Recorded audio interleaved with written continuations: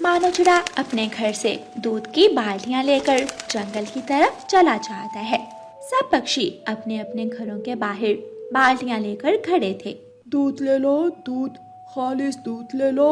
मानो चिड़ा एक पेड़ के नीचे बाल्टियां रखता है और आवाज लगाता है। थोड़ी ही देर में उसके पास पक्षियों की भीड़ लग जाती है और थोड़ी ही देर में उसका सारा दूध बिक जाता है। एक बूढ़ी फाख्ता मानो चिड़े के पास आती है। बेटा, मुझे 1 किलो दूध दे दो। माँ जी, माफ कीजिएगा, दूध तो खत्म हो गया। बेटा, तुम एक गाय और क्यों नहीं रख लेते? अगर तुम एक गाय और ले लो तो कोई पक्षी भी खाली हाथ ना जाए। माँ जी, मुझे भी अच्छा नहीं लगता जब कोई पक्षी खाली हाथ घर जाता है। मानो चिड़े का दूध खालिस होता था। वो दूध में बिल्कुल भी पानी नहीं डालता था। दूध बेचने के बाद मानो चिड़ा घर वापस जाता है। रास्ते में तोते की दुकान से चावल लेता है। तोते भाई, मुझे 1 किलो चावल दे दो। ये ले मानो भाई, क्या आज घर में खिचड़ी बन रही है? नहीं, बच्चे कह रहे थे कि आज मटर वाले चावल खाने हैं। मानो चिड़ा चावल लेकर घर चला जाता है। पापा आ गए, पापा आ गए। पापा तो आज चावल भी लाए हैं। हाँ, क्यों ना लाता, आज मेरे बेटे का चावल खाने का जो दिल कर रहा था। ये लो रानो, जल्दी जाओ और चावल बना लाओ। रानो चिड़िया चावल लेती है और रसोई में चावल बनाने लगती है। थोड़ी ही देर में चावल बन जाते हैं और वो सारा परिवार मिलकर चावल खाते हैं। रात हो जाती है और वो सब सो जाते हैं। अगले दिन मानो चिड़ा जब गाय का दूध निकाल रहा था तो वो अपनी पत्नी रानो चिड़िया से कहता है, रानो, मुझे फाख्ता माँ कह रही थी कि हम एक और गाय ले ले। मैं भी सोच रहा हूँ कि एक और गाय ले ही लेते हैं। बहुत से पक्षी खाली बर्तन ही वापस लेकर जाते हैं क्योंकि दूध कम होता है। सब पक्षियों को दूध नहीं मिलता। हाँ, आपकी बात तो ठीक है। इस तरह हमारा कारोबार और भी बढ़ जाएगा। आप ऐसा करें, आज ही जाकर गाय ले आए और दूध मैं बेच आती हूँ। फिर रानो चिड़िया दूध बेचने चली जाती है और मानो चिड़ा गाय लेने चला जाता है। मानो चिड़ा सीधा चाचा छमछम के पास जाता है। चाचा जी, मुझे एक गाय दे दे जो सेहतमंद हो और अच्छा दूध देती हो। हाँ, मेरे पास एक गाय है जो बहुत सेहतमंद और खालिस दूध देती है। उसके साथ उसका एक बच्चा भी है। मानो चिड़ा गाय और उसका बच्चा लेता है और अपने घर की तरफ चलता है। रास्ते में तेज हवाएं चलना शुरू हो जाती हैं। जंगल में तूफान आ जाता है। मानो चिड़ा जल्दी से गाय को लेकर अपने घर पहुंचता है। आगे आप, बहुत खूबसूरत गाय है। मानो चिड़ा जब देखता है तो गाय का बच्चा तो साथ था ही नहीं। गाय का बच्चा कहाँ चला गया? रानो, मैं गाय के बच्चे को लेकर आता हूँ। मानो जी, इतने तेज तूफान में आप कहाँ जाएंगे? आप चिंता ना करो, आप घर जाओ, मैं जल्दी ही बच्चे को लेकर आ जाऊंगा।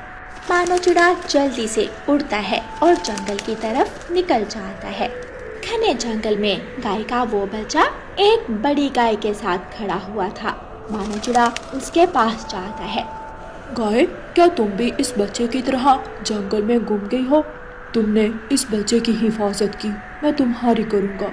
मानो चिड़ा गाय के बच्चे के साथ उस बड़ी गाय को भी घर ले जाता है। ये क्या, आप तो बच्चे को लेने गए थे और ये बड़ी गाय आपको कहाँ से मिली? फिर मानो चिड़ा रानो चिड़िया को सारी बात बताता है और वो उस बड़ी गाय को छपड़े के नीचे बांधकर घर के अंदर चले जाते हैं। अगली सुबह जब मानो चिड़ा गाय का दूध निकालता है तो दूध पहले से ज्यादा होता है। वो सब खुश हो जाते हैं।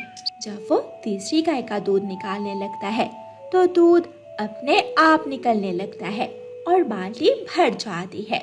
मानो चिड़ा ये देखकर हैरान हो जाता है। वो दूसरी बाल्टी रखता है, वो भी भर जाती है।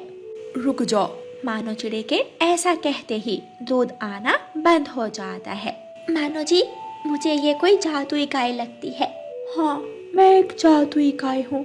मैं हमेशा सिर्फ उन्हीं पक्षियों को मिलती हूँ जो ईमानदार, सच्चे और मेहनत से काम करने वाले हों। मैं आपको वो सब दूंगी जो आप मुझसे मांगोगे, धन दौलत, पैसा, फल, सब कुछ।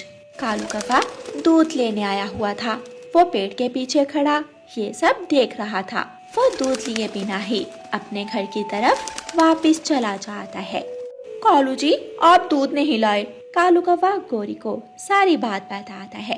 कालू जी, आज रात हम उस गाय के पास जाएंगे और उसे ढेर सारा सोना लेकर आएंगे। रात हो जाती है। कालू कौवा और गोरी कौवी अपने घर से निकलते हैं और रानू चिड़िया के घर की तरफ जाते हैं। कौवे गाय के पास जाकर गाय से कहते हैं, गाय गाय, मैं सागर वाले जंगल से आई हूँ। वहाँ के पक्षी बहुत भूखे हैं। क्या आप मुझे उन पक्षियों के लिए थोड़े से फल दे देंगी ताकि मैं उन्हें जाकर खिला सकूं? हाँ हाँ जरूर, मैं हर गरीब की मदद करती हूँ। गाय के मुंह से तेज रोशनी निकलती है और ढेर सारा फल कौवों को दे देती है। कौवे ढेर सारा फल देखकर खुश हो जाते हैं। गोरी, जल्दी से सोना भी मांग लो, फिर हम अमीर हो जाएंगे। हाँ हाँ कालू जी, मैं अभी मांगती हूँ। गाय गाय, मुझे ढेर सारा सोना भी दे दो। मुझे सोने के गहने, हार और बालियां बहुत पसंद हैं।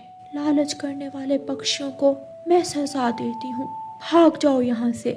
मोटी गाय, दे दे थोड़ा सोना। तुम्हारा क्या चाहता है? गोरी, ये ऐसे नहीं मानेगी। कालू पास पड़ी लाठी उठाकर गाय के जोर से मारता है। गाय को गुस्सा आ जाता है और वो दोनों कौवों को पेड़ से बांध देती है और लाठी से उनकी खूब पिटाई करती है। बचाओ, बचाओ, बचाओ, बचाओ। गोरी और कालू की आवाजें सुनकर मानो चिड़ा और रानू चिड़िया घर से बाहर आते हैं। गोरी और कालू, तुम यहाँ क्या करने आए हो? मानो और रानू चिड़िया सब समझ जाते हैं। गोरी और कालू, तुम कभी नहीं सुधरोगे, अब लटके रहो यहाँ। रानो, बस एक बार हमारी जान बचा दो। आइंदा हम कभी भी ऐसा नहीं करेंगे। गाय, इन्हें माफ कर दो, ये दोनों आइंदा ऐसा नहीं करेंगे। फिर गोरी और कालू वहाँ से काई काई करते हुए भाग जाते हैं। प्यारे दोस्तों, इस कहानी को लाइक, अपने दोस्तों के साथ शेयर और चैनल को सब्सक्राइब करना बिल्कुल मत भूलना। आपका धन्यवाद। खूबसूरत जंगल में सवेरा हो चुका था। रानो चिड़िया और उसके पति टुन्नू चिड़ा की गर्मा गर्म चाय की दुकान पर ग्राहकों की भीड़ लगी थी। पास ही कालू कौवा और उसकी पत्नी गौरी कौवी का पकोड़े का ठेला लगा था, पर वहाँ सन्नाटा था। टुन्नू जी, जल्दी से गर्मा गर्म चाय और बनाइए, मुसाफिरों की भीड़ बढ़ने लगी है। हाँ रानो, हमारी चाय की महक इस बार जंगल के उस कोने तक पहुंच गई है। कालू झटके से जागता है और भीड़ देखकर माथा पकड़ लेता है।